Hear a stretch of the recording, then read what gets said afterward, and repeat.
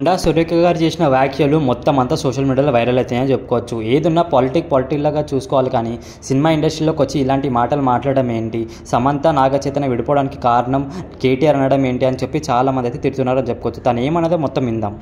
ఎందుకంటే కన్వెన్షన్ హాల్ని కూలగొట్టొద్దు అని అంటే సమంతను నా దగ్గరికి పంపాలి అని చెప్పి ఆయన డిమాండ్ చేశాడు. సమంత గారిని వెళ్ళమని చెప్పి నాగార్జున వాళ్ళు ఫోర్స్ చేశారు.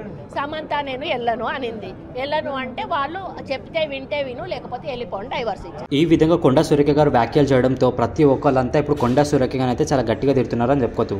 సమంత నాగచైతన్య విషయంలో అసలు కేటీఆర్ ఎందుకు ఇన్వాల్వ్ అయ్యిండు, అసలు ఆయనకి ఏం సంబంధం అని చెప్పి చాలా మంది తిడుతున్నారని చెప్పుకోవచ్చు. దీని మీద ప్రకాష్ రాజ్ గారి, చిరంజీవి గారు చాలా ఫైర్ అయినారని చెప్పుకోవచ్చు. సినిమా యాక్టర్ మీద చాలా చులకగా మాట్లాడుతున్నారని చెప్పుకోవచ్చు. దీనికి చాలా మంది అపోలజీ చెప్పాలి, చెప్పకపోతే బాగుండదని చెప్పి చాలా మంది టీచ్ చేయడంతో వెంటనే కొండా సురేఖ గారు ఇలా అన్నారు.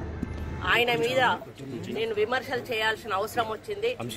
ఆ సందర్భంలో ఒక కుటుంబం మాట నేను తీయడం ఏదైతే ఉందో వెనక్కి తీసుకుంటూ నేను ట్వీట్ చేయడం జరిగింది.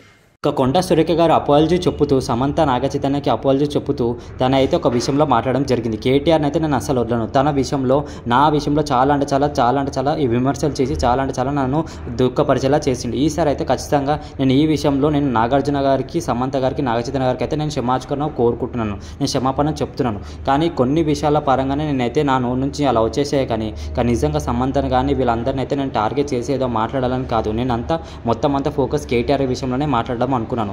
ఆ విషయంలో కేటీఆర్ గారు, సమంత గారు కొన్ని విషయాలలో నేను ఏదో మాట పరితంగా అన్నాను, కానీ ఏదో మనస్ఫూర్తిగా అయితే అనలేదు. నేను ఆ విషయంలో చాలా క్షమాపణ కోరుకుంటున్నాను అని చెప్పి తనైతే అపోలజీ చెప్పడం అయితే జరిగింది. కానీ ఏ విషయంలో చాలా మంది యాక్టర్స్ అయితే ఒకటే అంటున్నారు, సినిమా యాక్టర్ విషయంలో చాలా కఠినంగా ఉండాలి. ఈ రూల్స్ అయితే గట్టి రూల్స్ ఒక పెట్టాలి. ఈసారి ఖచ్చితంగా ఏ యాక్టర్ అయినా సరే పొలిటిషియన్ విషయంలో ఏదైనా విషయంలో ఖచ్చితంగా కాంట్రవర్సీ వస్తే ఈసారి అయితే ఖచ్చితంగా వదిలేది లేదు. సురేఖ గారు తన వర్డ్స్ని వెనుకకు తీసుకోకపోతే చాలా మంది చాలా గట్టి యాక్షన్ తీసుకుంటారు అనే విషయంలోనే వెంటనే అయితే సురేఖ గారు వచ్చి ముంగడికి వచ్చి ట్వీట్ చేయడం అయితే జరిగింది.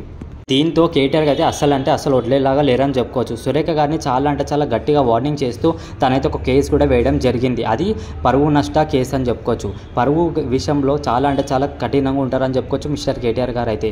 ఈ విషయంలో చాలా గట్టిగా తన మీదైతే పోరాడతా అని చెప్పి తనైతే కేసు వేయడం జరిగింది. దీంతో మన కొండా సురేఖ గారు కూడా నేను ఖచ్చితంగా అయితే కేటీఆర్ని కూడా వదలను, నేనైతే ఈ విషయంలో అయితే క్షమాపణ అయితే చెప్తున్నాను, కానీ మొత్తం అంతే నన్ను దొంగలాగా చేసి తనైతే టార్గెట్ చేస్తున్నారని చెప్పుకోవచ్చు మిస్టర్ కేటీఆర్ గారు. ఏదైనా పొలిటిషియన్ లాగానే ఉండాలి, ఏదైనా రాజకీయం లాగానే ఉంటేనే బాగుంటుంది. కానీ ఈ విషయంలో ఆడియన్స్ని ఇంకా ప్రతి ఒక్కరిని ఒక డిస్టర్బ్ చేసేలాగా మాట్లాడడం అనేది చాలా కరెక్ట్ కాదని చెప్పుకోవచ్చు. తన మాటలకి చాలా మంది అయితే డిస్టర్బ్ అయినారని చెప్పుకోవచ్చు. చాలా విషయంలో సురేఖ గారి మీద చాలా మంది అయితే కోపం ఉన్నారని చెప్పుకోవచ్చు.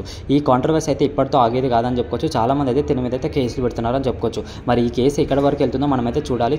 చాలా కాంట్రవర్షియల్గా మారుతుందని చెప్పుకోవచ్చు. ఈ కేసు విషయంలో అయితే నిజంగా చాలా తప్పుగా మాట్లాడడం అయితే మన కొండా సురేఖ గారు అని చెప్పుకోవచ్చు. ఒక ఉమెన్ గురించి ఆ విధంగా మాట్లాడమే చాలా తప్పు అని చెప్పుకోవచ్చు. ఈ విషయంలో ఏం జరుగుతుందో రాబోయే రోజుల్లో చూడాలి.